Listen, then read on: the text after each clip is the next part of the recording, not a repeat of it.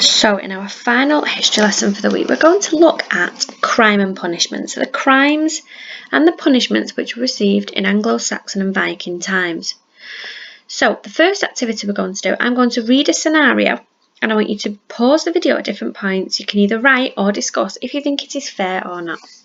So we have someone here, steals a pig from the market, and the punishment is that one of his hands are cut off. Do you think it is fair? We have Elfgar, and he kills his neighbour when they get into a fight. Elfgar has to pay Vigmund's family 100 shillings. Is this fair? So here we've got someone who's killed somebody, they've got to pay 100 shillings. Someone's stolen a pig from the market, their hand's been cut off. Malberg is accused of doing magic and being a witch.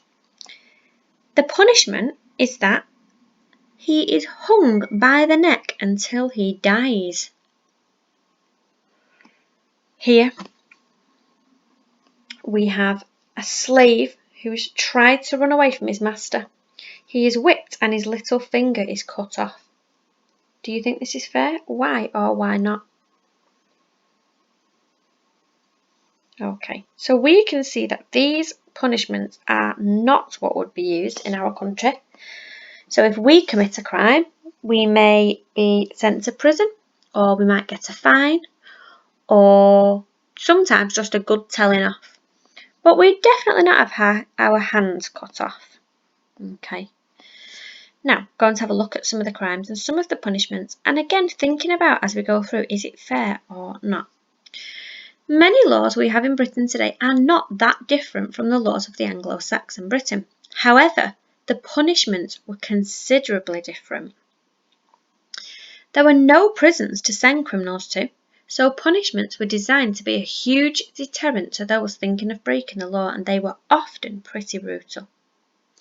So here are some examples of punishments. So it might be paying a fine, it could be exile, so to be sent away. They may be burned with a hot iron rod or drowned. Okay, now this is the question which is interesting. I want you to think carefully about this. So remember, there are no prisons. Most punishments were carried out in public. So why do you think that was? So there are no prisons, but if somebody has done something, so for example someone's stolen a pig from the market and they may have something cut off, bits of the body cut off, might have the hand cut off. It's being carried out in public, so lots of other people can just walk past and see. Why do you think that was? Pause the video and have a little think. Okay. Now, let me just have a look. So the reason that this was to try and stop others from committing the crimes. Okay, they didn't have any prisons, didn't have anywhere to teach them a lesson, and they wanted people to stop committing crime. So by using such extravagant, awful punishments and showing other people that it would happen, it would put someone off. So for example, if you saw someone stealing a pig and then they've had the hand cut off, I think it would be quite likely that you would not commit that crime. Okay, so other people were shown to try and put people off. Now, Vergild was a payment system used in Anglo-Saxon times to settle disputes between the criminal and the victim or the victim's family. Vergild would be paid if someone was killed, and the amount depended on how important the person was. So if we have a look here, it says if a free man is killed, 100 shillings Vergild to be paid, 300 shillings for a rich nobleman, and only 20 for a slave. Okay, which is not. Oh, I don't think that's something we would do here, absolutely not. So depending on who was killed would depend on how much you would have to pay as your punishment. So here we've got different body parts and how much it valued. What do you think about that? So, your task for today.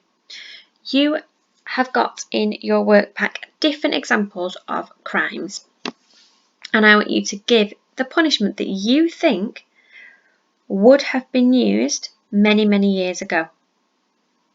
Okay, so I don't want you to think what would happen now. because lots of people, if they've committed a crime, would either be fined or go to prison.